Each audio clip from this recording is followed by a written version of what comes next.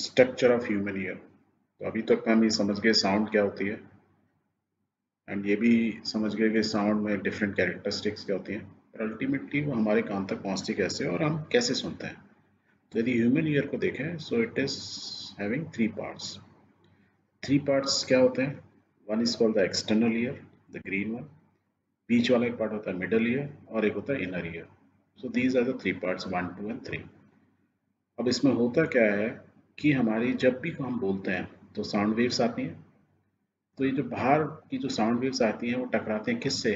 उसको बोलते हैं पिना। ये जो वाइट कलर का पार्ट दिख रहा है, ये हमारा कान जो होता है एक्चुअली। अब ये करता क्या है कि जो साउंड वेव्स आ रही होती हैं, अब आप ध्यान से देखेंगे तो हमारी साउंड वेव्स क्या है? कंप्रेशन, रिफ्लेक्शन, इस तरीके से होते हैं। वाइब्रेशंस आ रहा है, वो वाइब्रेशन यहाँ के हिट किए, इससे रिफ्लेक्ट होकर उसने रिफ्लेक्ट किया अंदर, और फिर साउंड की तरह जैसे लाइट रिफ्लेक्ट होती है, जैसे साउंड भी रिफ्लेक्ट हो रही है, हमने सीखा था। और रिफ्लेक्ट होकर वो इस ट्यूब से पास होती हैं, इस ट्यूब को बोलते हैं ऑडिटरी कैनल। अल्टीमेटली वो जाके एक डेड एंड पे हिट करती हैं, वहाँ पे क्या होता है? Ear drum.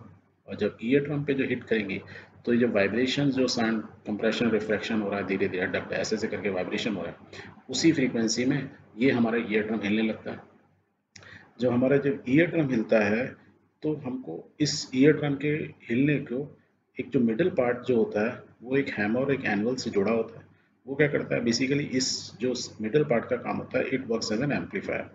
तो ये जो वाइब्रेशन ईयर ड्रम के होते हैं, बहुत हल्के हल्के हो होते हैं, उसको ये बढ़ा देता है वाइब्रेशंस को। दैट एम्पलीफाई करता है, मीन्स बढ़ा दिए। जब उसको बढ़ा के क्या करता है, थर्ड पार्ट में भेजता है, और ये जो होल है इससे वो एंटर करते हैं। एंड ये जो थर्ड पार्ट होता है, उसमें कोचिलिया करके जो पार्ट होता है, ये जो पार्ट आपको पर्पल कलर का दिख रहा है, इसमें जब ये हाई वाइब्रेशंस एंटर करते हैं, उसका क्या एम्पलीफाइड हो गए। जब वो एम्पलीफाइड हो गया, तो वाइब्रेशन को क्या करता है, ये वाला पार्ट उसको कन्वर्ट करता है, साउंड की जो सिग्नल्स हैं उनको इलेक्ट्रिकल सिग्नल में कन्वर्ट कर देता है। तो ये जो इलेक्ट्रिकल सिग्नल्स हैं, ये नर्व के थ्रू आपके माइंड में जाते हैं। एंड माइंड में जब इलेक्ट्रिकल सिग्नल जाता है, तो आपका माइंड समझ जाता है ये कौन सी आवाज़ है। वो समझता कैसे? वो तो करंट है, और यहाँ थी साउंड, ये करंट जा रहा है माइंड में। क्योंकि हमने बचपन से उसको सिखाया है कि जैसे हमने बोला A for apple, B for boy, या बॉय, या सी, डी, तो हमने ये वाइब्रेशंस, डिफरेंट वाइब्रेशंस उसके दिमाग में गए, और उसको एम्पलीफाइड हुए, और वो दिमाग में ऐसे इलेक्ट्रिकल करंट गए। उनकी मम्मा ने, पापा ने बताया, बेटा this is called A, this is B. वो डिफरेंशिएट करना सीख गया।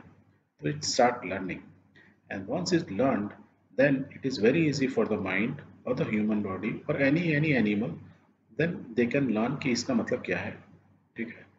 तो इस तरीके से जो हमारा ह्यूमन ईयर होता है, वो साउंड वेव्स को कन्वर्ट करता है, एम्पलीफाई करता है, कन्वर्ट करता है इलेक्ट्रिकल सिग्नल में, एंड माइंड उसको रीड करता है। एंड देन वी हर्ड और we hear things very clearly, and we understand what is happening outside. Right, आंखों से देख लेते हैं और को रिलेट कर लेते हैं। So this is all about structure of human ear, right?